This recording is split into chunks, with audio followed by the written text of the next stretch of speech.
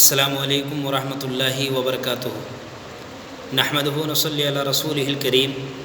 اعوذ باللہ من الشیطان الرجیم، بسم اللہ الرحمن الرحیم۔ قال اللہ تعالی یا ایھا الذین آمنوا کتب علیکم الصیام کما کتب علی الذین من قبلکم لعلکم تتقون۔ اللہ رب العالمین نے اس آیت کریمہ میں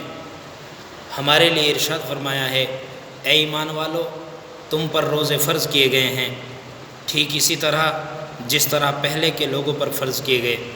تاکہ تم تقوی اختیار کرنے والے بن جاؤ، تاکہ تم پرہیزگار بن جاؤ، تاکہ تم گناہوں سے بچ جاؤ، تاکہ تم برائیوں سے دور ہو جاؤ۔ اللہ کے رسول اکرم صلی اللہ علیہ وسلم نے روزوں کے تعلق سے ارشاد فرمایا، اے لوگو، تمہارے اوپر ایک ایسا مہینہ آنے والا ہے جس مہینے کے اندر ایک رات ایسی ہے جو 1000 مہینوں سے بہتر ہے۔ اللہ کے رسول اکرم صلی اللہ علیہ وسلم نے رمضان کے تعلق سے، روزے کے تعلق سے ایک ایسی حدیث کہ جو اسلام کی بنیادوں کے بارے میں بات کرتی ہے ہم سے، اللہ کے رسول اکرم صلی اللہ علیہ وسلم نے فرمایا کہ اسلام کی بنیاد 5 چیزوں پر قائم ہے، اور ان 5 چیزوں میں سے ایک چیز یہ ہے کہ رمضان کے مہینے میں روزے رکھے جائیں، رمضان کے مہینے میں روزے رکھے جائیں۔ اللہ کے رسول اکرم صلی اللہ علیہ وسلم کے پاس ایک اعرابی آیا اور اس نے آ کے اللہ کے نبی صلی اللہ علیہ وسلم سے سوال کیا، اے اللہ کے رسول اکرم صلی اللہ علیہ وسلم، آپ مجھے کوئی ایسا عمل بتائیں کہ جس عمل کو کرنے سے میں جنت میں داخل ہو جاؤں۔ اللہ کے رسول اکرم صلی اللہ علیہ وسلم نے فرمایا کہ تو اللہ کی عبادت کر، اس کے ساتھ کسی کو شریک نہ کر، نماز ادا کر، زکوٰۃ ادا کر، رمضان کے مہینے کے روزے رکھ، خانہ کعبہ کا حج کر۔ اللہ کے رسول اکرم صلی اللہ علیہ وسلم نے جب اس کو یہ چیزیں بتائی تو اس اعرابی نے کہا کہ اللہ کی قسم، میں اس سے زیادہ نہیں کروں گا، اور وہ جانے لگا۔ اللہ کے رسول اکرم صلی اللہ علیہ وسلم نے اپنے پاس بیٹھے ہوئے صحابہ کرام سے فرمایا کہ جس کو یہ دیکھنا ہے کہ جنتی آدمی جس کو دیکھنا ہے وہ اس آدمی کو دیکھ لے جا رہا ہے۔ پتہ یہ چلا کہ جنت میں جانے کے لیے اللہ کے رسول اکرم صلی اللہ علیہ وسلم نے اسلام کے جو بنیادی فرائض ہیں ان کو ادا کرنے کا جو زور دیا، ان کو ادا کرنے کا جو حکم دیا، اس حکم پر عمل کرنے کے بعد ہی ہم جنت میں جا سکتے ہیں۔ اگر ہم نے فرائض کو چھوڑ دیا تو جنت تو دور کی بات ہے، ہم جنت کی خوشبو بھی نہیں پائیں گے۔ جنت تو دور کی بات ہے، جنت کی خوشبو بھی نہیں پائیں گے۔ اس لیے اسلام کے اندر جو فرائض ہیں، اسلام کے جو فرائض ہیں کہ توحید کی گواہی دینا، نماز ادا کرنا، زکوٰۃ مفروضہ ادا کرنا، اور اسی طریقے سے حج کرنا، اسی طریقے سے رمضان کے روزے رکھنا، یہ ضروری ہیں۔ ہمیں ان چیزوں پر عمل کرنا چاہیے، کیونکہ ہم اپنے رب سے یہ دعا کرتے ہیں اور یہ امید لگا کے بیٹھے ہیں کہ اللہ رب العالمین ہمیں جنت میں داخل فرما دے گا۔ تو اللہ کے رسول اکرم صلی اللہ علیہ وسلم نے ایک پیمانہ بتا دیا کہ جنت میں جانے کے لیے یہ 5 چیزوں پر عمل کرنا بہت ضروری ہے۔ اگر ان میں سے کچھ چیزیں ایسی ہیں کہ جو استطاعت رکھنے پر ہی کی جاتی ہیں، اور کچھ چیزیں ایسی ہیں کہ جو چاہے استطاعت ہو چاہے مت ہو وہ ادا کرنی ہی کرنی ہے۔ جیسے کہ توحید ہے، توحید میں کوئی استطاعت نہیں چلتی ہے، نماز میں کوئی استطاعت کی بات نہیں ہوتی ہے۔ اسی طریقے سے اب آگے جو ہے جیسے زکوٰۃ ہے، بھائی آپ اس لائق ہیں کہ آپ زکوٰۃ دے سکتے ہیں، آپ کے اوپر زکوٰۃ فرض ہے تو آپ فرائض کو ادا کریں۔ آپ اس لائق ہیں کہ آپ حج کر سکتے ہیں تو آپ حج ادا کریں۔ آپ اس لائق ہیں کہ آپ تندرست ہیں، صحت مند ہیں، آپ کو کوئی تکلیف نہیں ہے، آپ سے ڈاکٹر نے منع نہیں کر رکھا ہے تو آپ روزہ رکھیں، کیونکہ آپ اکثریت ہم میں سے ایسوں کی ہے کہ جو روزہ رکھنے کی طاقت رکھتے ہیں، روزہ رکھنے کی قوت ہے ان کے اندر، لیکن ان کے اندر یہ چیز پائی جاتی ہے کہ وہ روزہ رکھنے سے پتہ نہیں کیوں ڈرتے ہیں۔ روزہ نہیں رکھتے، وہ ان کو ڈر لگتا ہے، پیاس لگے گی، بھوک لگے گی۔ میرے بھائیوں،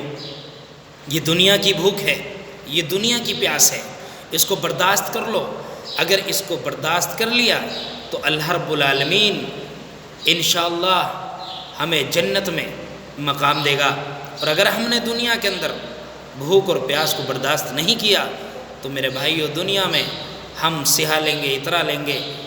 پی لیں گے، کھا لیں گے، اور رمضان کے مہینے کو ہم چھوڑ دیں گے، رمضان کے مہینے کے اندر روزے چھوڑ دیں گے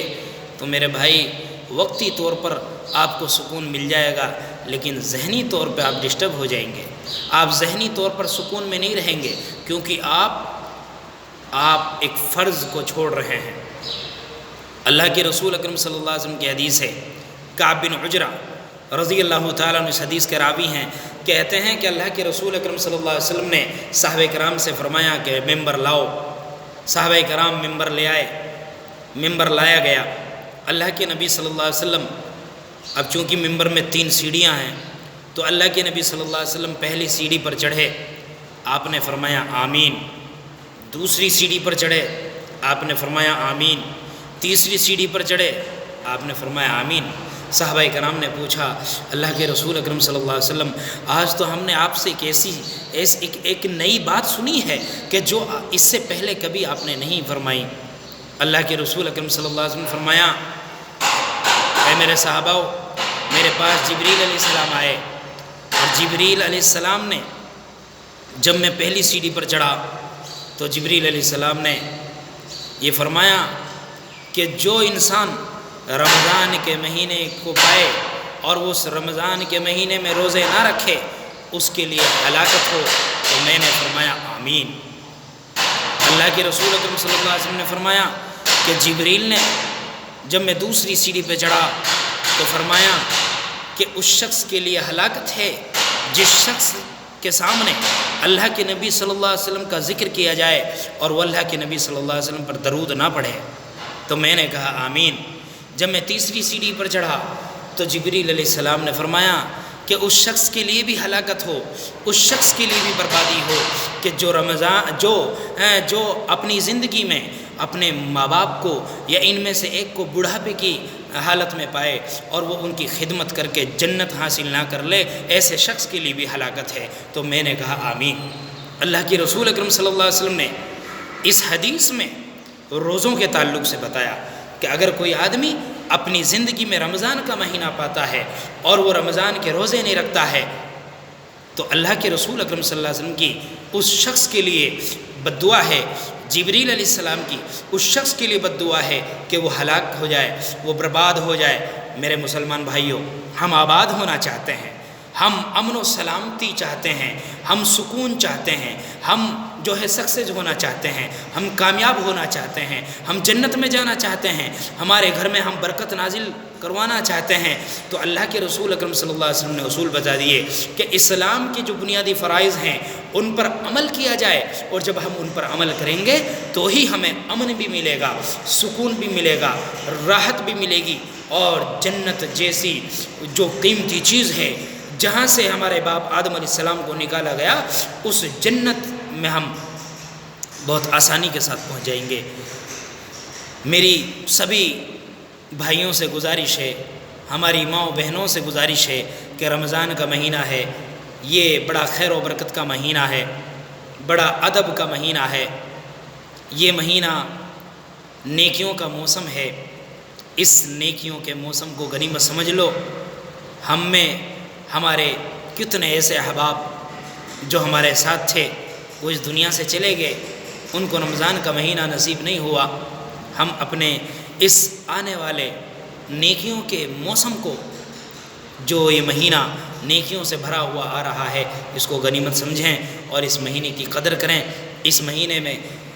مہینے کے اندر ہم ایک بھی روزہ نہ چھوڑیں، پورے رمضان کے مہینے کے روزے رکھیں۔ ہم اس مہینے کے اندر قرآن کی تلاوت کریں، اس مہینے کے اندر خوب نوافل ادا کریں، اس مہینے میں گالی گلوچ سے بچیں، اس مہینے میں حرام کاری، غیبت، چگلی، لڑائی جھگڑا، ان تمام چیزوں سے بچیں۔ میرے بھائیوں، میری ماؤں بہنوں، ہمیں ضرورت ہے اس بات کی کہ ہم اللہ کے نبی صلی اللہ علیہ وسلم کے بتائے ہوئے طریقے پر عمل کر لیں۔ تو ہم کامیاب ہو جائیں گے، ورنہ تو ناکامی تو ہمارا مقدر بن جائے گی، اور یہ جو ہے ہمارے لیے بہت بڑا نقصان کا سودا ہوگا۔ مجھے امید ہے ہم انشاءاللہ سب مل جل کر اس رمضان کے مہینے کا استقبال کرتے ہوئے اس رمضان کے مہینے کی قدر کریں گے، اور اس رمضان کے مہینے میں اللہ اور اس کے رسول اکرم صلی اللہ علیہ وسلم کے بتائے ہوئے فرامین کے مطابق عمل کریں گے، اور اپنی زندگیوں کو عمل کرنے والی زندگی بنائیں گے۔ السلام علیکم ورحمۃ اللہ وبرکاتہ۔